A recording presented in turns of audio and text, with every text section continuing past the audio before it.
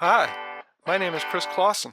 When I'm not running my paint business, playing music, or walking my dog Bob, I'm a yoga teacher. It all started in 2000 when I made a bad jump on a trampoline and broke my lower back. After about a year, I tried yoga as a way to reduce my chronic pain and increase mobility. Over time, I learned it's not just what poses are best for my back, it's how to do them correctly and in a way that's best for my body. Now I'm virtually pain-free and doing things that I never thought possible after my injury. So in 2007, I became a certified Iyengar yoga instructor and have been teaching classes and privately ever since. In each episode of this show, I'll focus on an area of the body and teach you how to do poses that will help you reduce pain, increase mobility, and just feel better. I'm Chris Clausen, and this is The Yoga Show.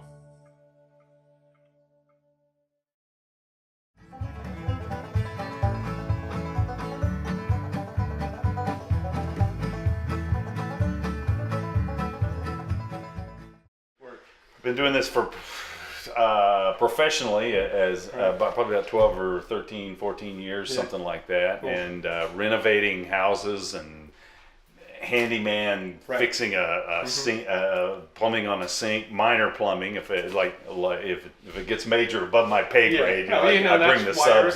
You know what your limitations are. Yeah, and I pretty much know, in a sense, how to do everything, or what goes on at least. Yeah. So that's kind of my role. What do you think are the most common things that we in this business suffer? Right. My back. I really have to watch out for my back. I have to do things right, and because if I don't, I'll pull my back out, or just it'll just there are issues, and it's kind of a consistent maintenance. Yes. Right. As well. I mean, if every day I can feel a little bit of my back. So okay.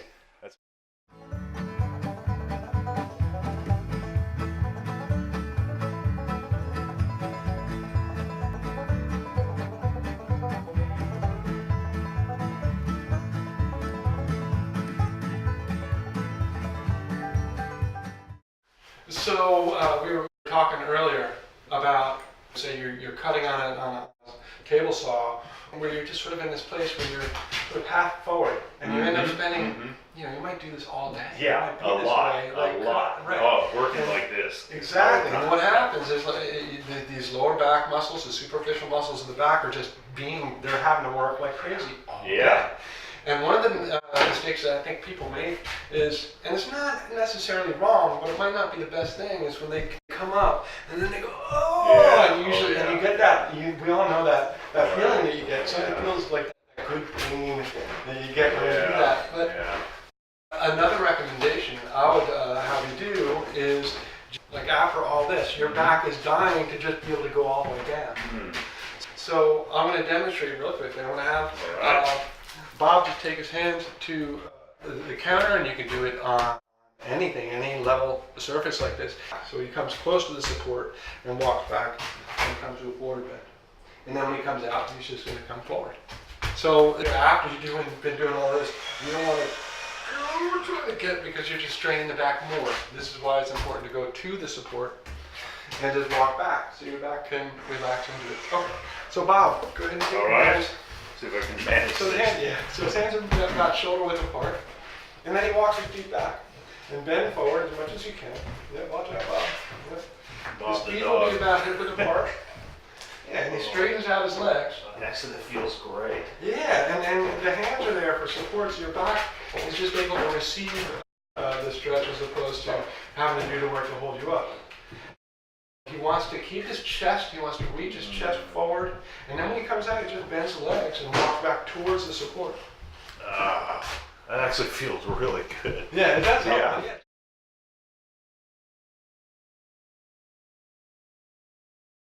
We met because you and Alice were coming to my class. Yeah, that's right. That's how we met. Alice influenced me to come to your yoga class. Yes, and I went kicking and screaming. Right. So to speak. Not really. I mean, believe me. I kind of enjoyed it, but I needed that influence from Alice to get me there, definitely at the time. But over time, but what I have noticed is that you show up on your own sometimes. Oh yeah. I mean, now that I like the results of it a lot. Right. Definitely. I mean, so I've even gotten to where even I do 3 or 4 or 5 minutes in the morning. That's beautiful. That's all. It really makes a difference in my day. Definitely. So I'm pleasantly addicted to it now. Right. Yeah. Cool. So excellent. Yeah.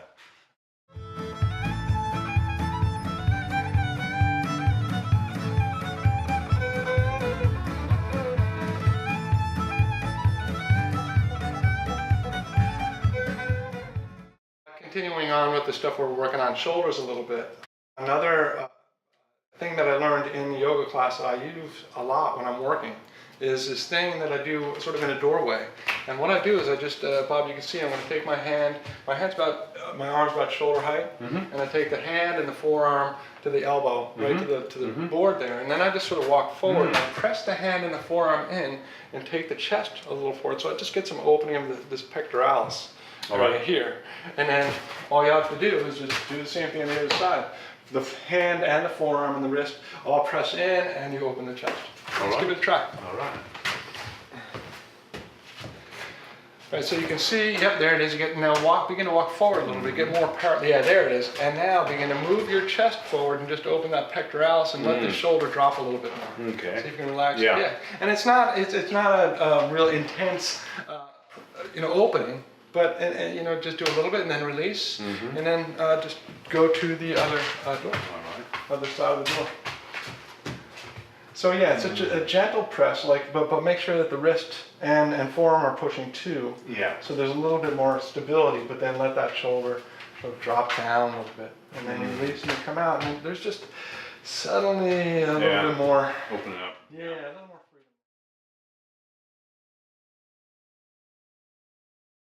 Before I went with you, and I felt lost. I mean, I had keep up, look, running now. How do I do that? I have no idea what's going on. That's what I really. Yeah, well, that's pretty much how it went. Now they're a pretzel. I can't do a pretzel, So I feel like I'm a perpetual beginner at this, and I'm okay with that. And so I'm not real limber, but I'm a lot more limber than I used to be. Yeah. And there are people around me in your class that there's every level in there. It seems like that's what I like. And I'm the one that's like I bend over like this. Not me. I'm about right here.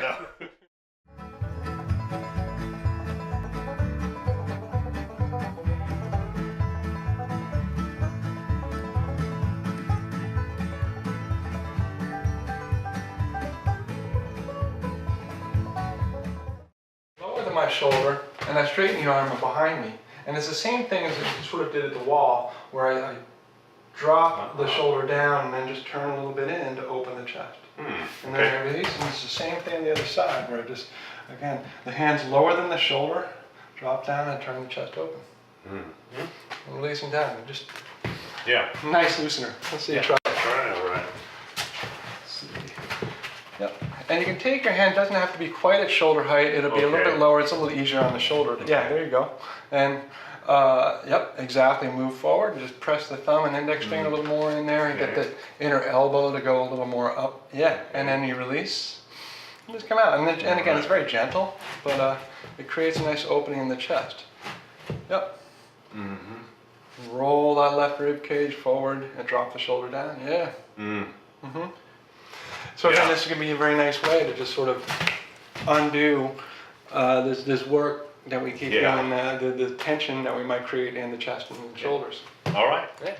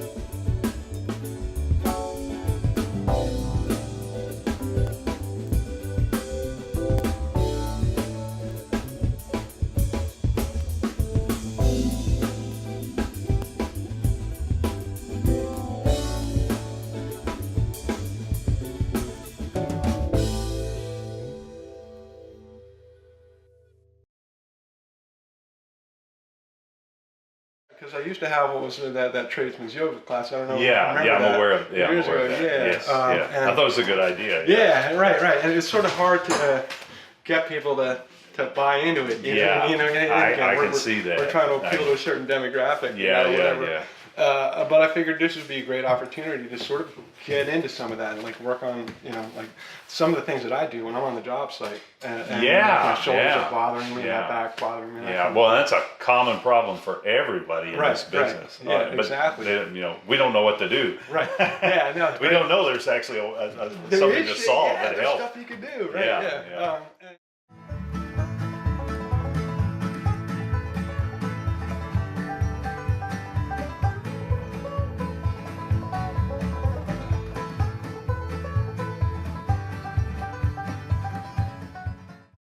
So many of us in this business spend a lot of time on our knees working on floors or baseboards, and it can be very tough on the knees themselves. Now, oftentimes we have knee pads. Some of you use them, some of you don't. That's fine. But sometimes, yeah, sure, the knee pads will cover the outside of the knee, but the joint of the knee itself can get quite strained when you're in these deep knee bends. So one of the things I often do when I'm working is just have a big old dirty drop cloth that I can use to sort of put between my calves and my thighs when I'm doing this stuff. It just creates, it's a spacer. It creates a little bit of space between the upper leg bone and the shin bone. And even as I'm doing this right now, it feels so much nicer than it was when I was just sitting on my heels. And especially if you're spending a fair amount of time, if you're doing this for 3, 4, 5 hours in a row, after a while it can be quite strenuous to not have some kind of support. So just a little something tucked up behind the knees when you're doing this work. You just take it with you as you go. It will reduce a lot of the strain that you might end up getting on your knees when you're doing this kind of work.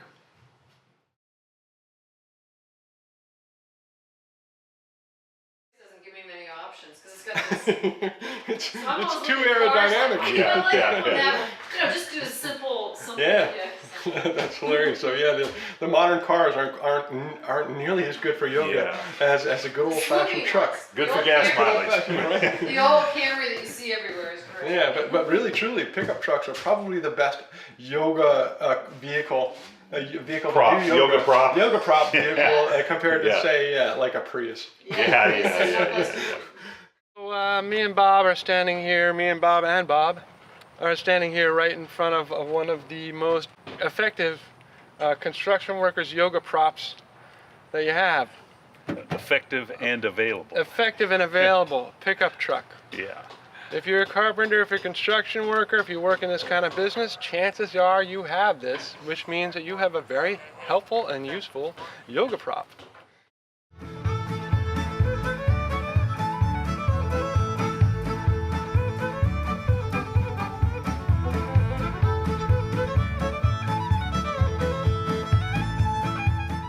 We're going to do a little bit of a forward bend, kind of like what we did inside. I'm going to have Bob just take his hands to the back of to the sides of the back of the pickup truck here.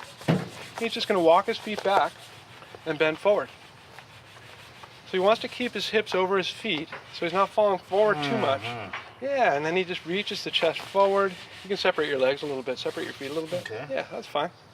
But the goal is, for him to get the chest to go towards the truck. And he pushes the thighs back. But he can also sort of grab around the edges and just sort of pull himself back like he's trying to pull the truck towards him to get a little bit more leverage. But then when he comes out, again, just walk to the support. Helps, just sort of keep some of the strain out of the lower back.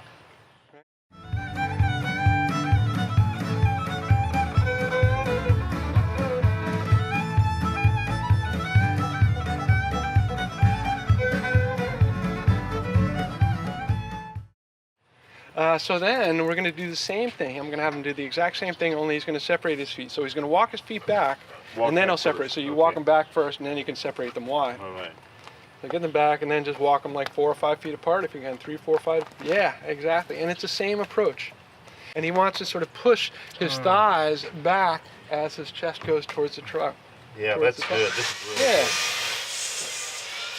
good. Right, and again, this is a great way to just sort of neutralize the back, and then he just sort of brings his feet together and walks back to the support.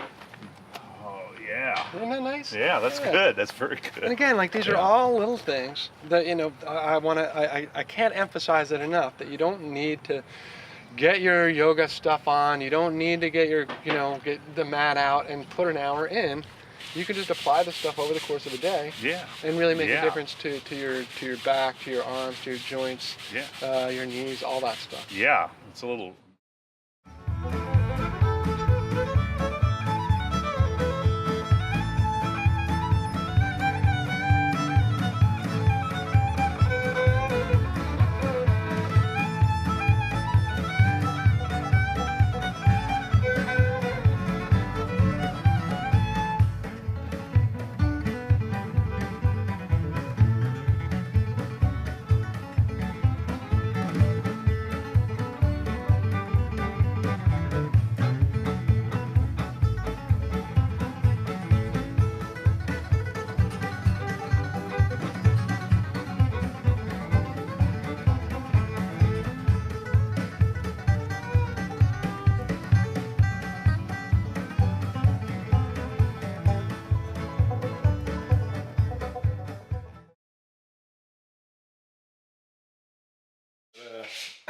Yeah, no, actually, now I think about it, I bet a pickup truck is one of the most useful. Got different levels. Exactly. That should be a show. You can adjust. Well, I know. I went out and did some footage already with the truck. It makes it accessible. People think you gotta have a Exactly. mat and a ball. You gotta have everything, and you gotta have a flat floor. Right. That's why I say the beach. I mean, I know. We don't need no sticking love mat. it.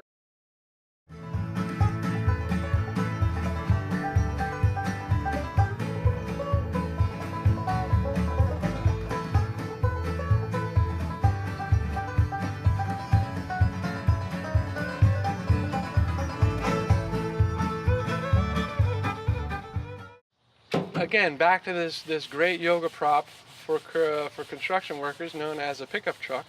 One of the things I'm going to have Bob do right now is just a little bit of a chest opener, a way to sort of open up the chest again. After all this work, sometimes bending forward, I'm going to ask Bob, he's standing right where he is. He's going to stay right there. He's just going to bend his legs a little bit and let his body rest a little bit more on the side of the truck. So he's going to bend and lower his body down a little bit.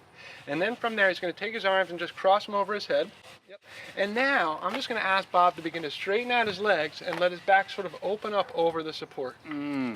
Yep. Oh, yeah. Yeah, exactly. So he's got this nice, this height is good for his just the middle back opening up, and then I'll ask him to just change the cross of the arms. All right. And it's important that he keeps the legs straight to help the chest open. But then when he comes out, take your arms down, bend your legs a little bit just to help you come up and out. And that's it. And it's just as easy as that. Does that feel all right? Pretty good? Feels great. I had to remember to keep my shoulders down. I tend to want to. Yeah, they want to shrug up. Right That's there, Yep. That's when every time we take the arms up, it's important to try to remember not to let the shoulders go up. Keep them down.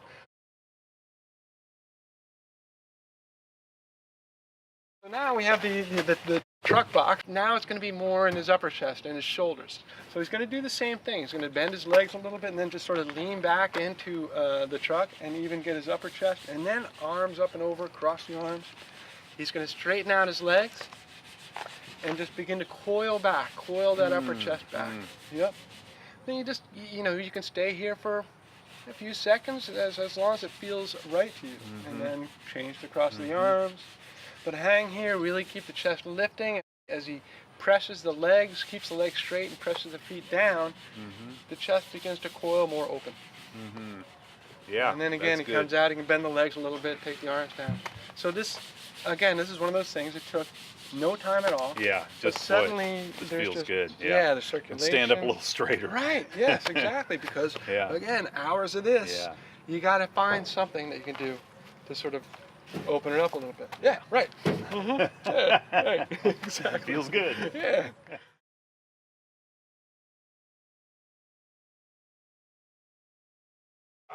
And of course lifting too, it's interesting, I know with myself and with my employees, is, when you get in a rush and you're not thinking about how you're picking something heavy up, right? You're like, I just got to get this this piece of wood from here to there. Yeah. And I just got to do it as quickly. So maybe the awareness, you're concerned about your own body, is lower than the need to just get that second or you have that moment, you know. Right, exactly. Why Just didn't I sort of, you know, you're ahead of yourself. Your brain's thinking about, oh shit, I got to get this done. I got to get this, you know, all that kind of thing. It's interesting.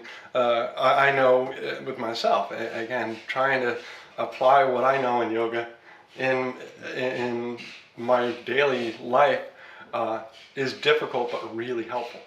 You know, if I can, I would imagine.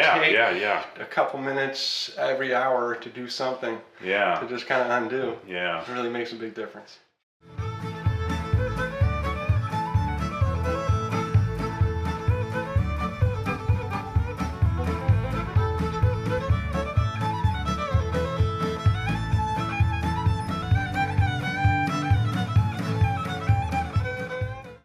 Another great use for this yoga prop known as a pickup truck, we took down the tailgate. And I'm going to have Bob just sit down right at the corner here. Okay. So this is a very gentle twisting pose. It's good for the lower back, good to just sort of open up the chest. He's going to take his right hand to his left knee, and his left hand to the back side of the chair near the blinker, near the truck, near the blinker.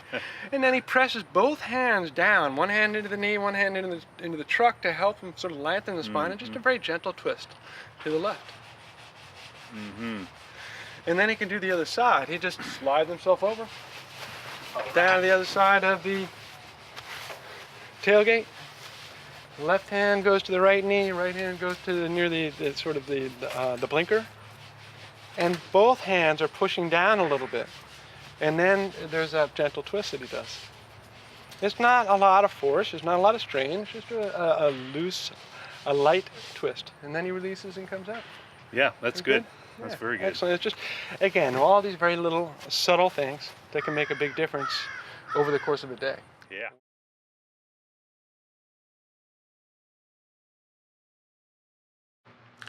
So continuing on with our discussion of the yamas, the social, universal, ethical disciplines of yoga, of the first of the Ashtanga, the 8 limbs of yoga. We're going to talk today about brahmacharya. Brahmacharya basically translates to control of the sexual desires, control of the physical desires. What brahmacharya means is that when the practitioner is established in countenance, in control of the sexual desires, that they will find more energy in other aspects of their lives. What's important to understand is that brahmacharya does not mean that you have to be celibate, that you can't have sex. In fact, a majority of the modern yoga masters are all married and have raised children.